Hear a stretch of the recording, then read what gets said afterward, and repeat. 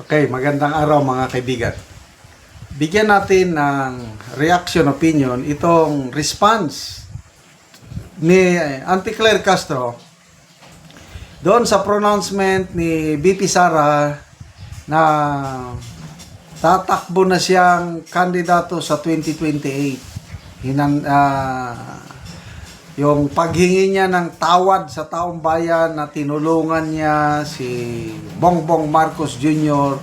at nanalong presidente sa 2028 at nagkahirap-hirap ang taong bayan. Ito, papikon na sagot ng Auntie Claire. Nakakatawa. Pakinggan natin. Po siyang dapat na ihingi ng tawad. Akin pong i-enumerate.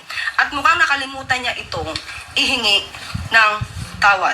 Una po, mas dapat niyang inunang humingi ng tawad sa taong bayan, lalong-lalo na sa mga biktima ng EJK.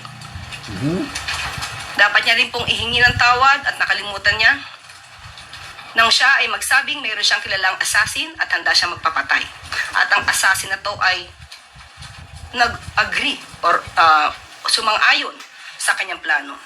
Dapat ihingi niya rin ng tawad ang mga fake news na ibinandera niya sa taong bayan. Ipaghingi rin niya po ng tawad ang mga pagbabakasyon, personal trip. At itong taon na 2025 ay gumastos ng 7 million, if I'm not mistaken, 2025, gumastos ng 7 million for the staff and the security for her personal trips. Dapat po rin niyang ihingi ng tawad nang tinanggap niya ang pagiging sekretary ng DepEd kahit inamin niya na wala siyang kaalam-alam sa pagiging sekretary ng DepEd. At pati ang matatag curriculum ay hindi niya na-review dahil inamin niyang wala siyang alam. Malaking kasalanan po yan sa taong bayan. At dapat din po niyang ihingi ng tawad ang puro paninira. Instead na siya ay magtrabaho at tumulong sa gobyerno. Matatandaan niyo siguro na sinabi niyang siya ay may alam di umano na mabababa ang presyo ng bigas. Pero hindi niya gagawin dahil wala siyang balak tulungan ang Pangulo. Iyan po ay isang kasalanan sa bayan na dapat niyang ihingi ng tawad. Ihingi niya na rin po ng tawad yung mga fake na student vouchers na ngayon ay sabi ng DepEd ay umaabot na sa halagang 200 million pesos. Ihingi niya na rin po ng tawad ang mga panis at nabubulok na pagkain na i-deliver sa mga mag-aaral natin. Pati po yung mga missing school materials na hindi na-deliver sa mga estudyante. Ilan lamang po yan sa dapat niyang ihingi ng tawad sa bayan. Marami pa po siyang dapat na ihingi ng tawad. Akin pong i-enumerate. At mukhang nakalimutan niya itong ihingi ng tawad. Di ba? Naglitanya na siya.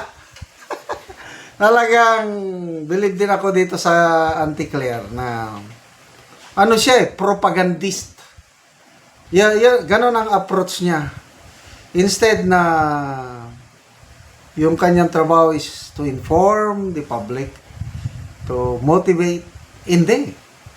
Ang kanyang pagiging palace press officer is paano sirain ang mga Duterte.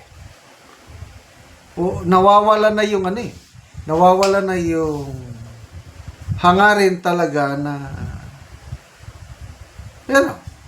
informing the public.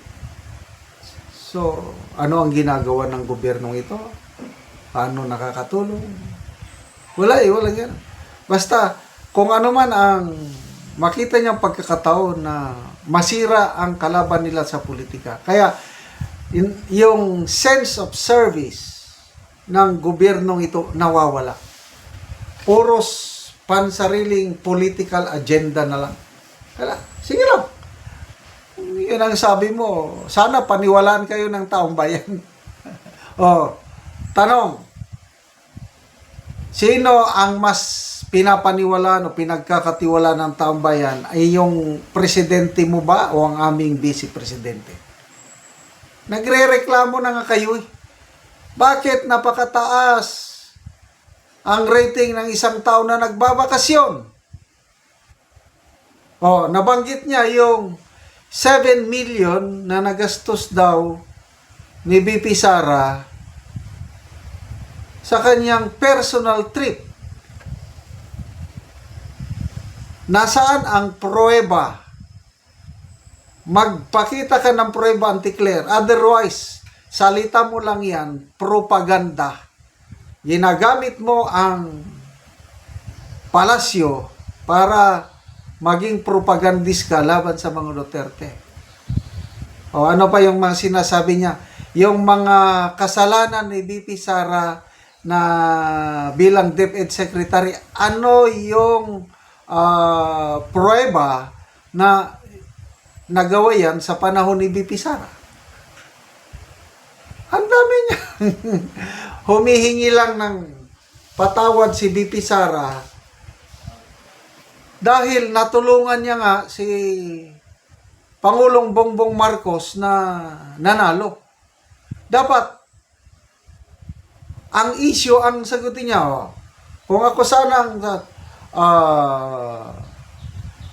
hindi po totoo na nanalo ang Pangulo dahil sa tulong niya. Ganon. Issue for issue. Well, congratulations BP Sara. Good luck sa inyong pagkandidato. Biktima ng AJK. May gingi ng tawad. Ano na ngayon? Yung AJK Museum na pinut up dyan sa Senado. Dismayado sila. Akala nila maraming manunood. Kailang dismayado. Nagpahayag ng pagkadismaya si Congressman Percy Sindanya. Sabi niya na, kumuha pa kami ng pera sa kaban ng bayan para iput up ang museum. Halos kakaunti man ang magpunta magbisita. Marami sana kayong matututunan dyan sa AJK Museum na yan. Merong nag-post kanina. Sino ba yung nag-post? Rob Frances ba? May kakilala akong 2 adiktos. Ang isa kinakausap ang patay, ang isa naghuhukay ng mga patay. Sino kaya yung adiktos na 2 na yon?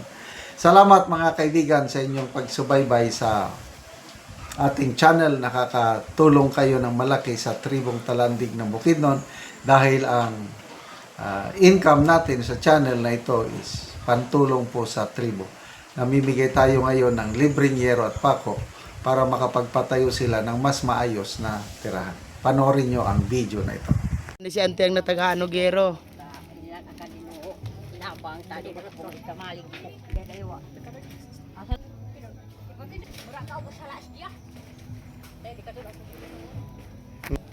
Wala ni ang balay ni Ante. Sumuna ni ang itsura sa atop ni Ante. Natabangan siya og gero. So makita gid nato ang iyang atop nga mga buslot na gyud. Mga dagko na gyud og buslot ang iyang atop tungod sa kadugayon na. So gipang kuan na gani ang uban. Pamputol na.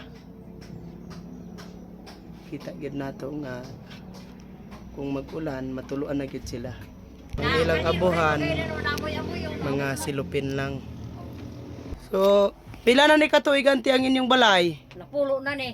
Napulo na katuig. Oo. So nagantos gid mo Ante pagayo sa ulan. Nagantos gyud mi. Lagi Oo. na kawagyo na. O pila gid mo kapuyo diri Ante nga balay? Kun man mi tulo ka pamilya. Tulo mo ka pamilya. Oo. So mura ni giluagon sa inyong balay. So kuan gyud mo, tulo ka pamilya. Kung mag ulan Ante, Ga parlingkod mi dire. Gapang- Gatapok-tapok. gatapok-tapok galing kod ra mo. Oo. So unsa di Ante ang panginabuhian ninyo? Gapasok ka rata. Gabasok ra mo. Oo, ug naay musuho na gasidlain tag muso. Kung magasidlayan kung dunay muso makamuso Oo. para lang nga Mabuhi mi makapalit mo og kuan among pagkaon. inyong pagkaon. Oo. Pero ano dali nagkakadugangan kay nagabuslot og uban ano. Bisan ang inyong mga kaldero. Oo. Ato ang among plato. Di mo yamoy ra. pila mo ka pamilya ani tulo mo so Tulo, mi. kinira ang Mga inyong kordero. so lisod gyud anti ang inyong panginabuhian Oo. Salamat sa Ginoo sa nagtawag og sin. nga makaatop na gyud mo. Nga gyud mi nga di na gyud mi tuluan. Ah sige ante salamat.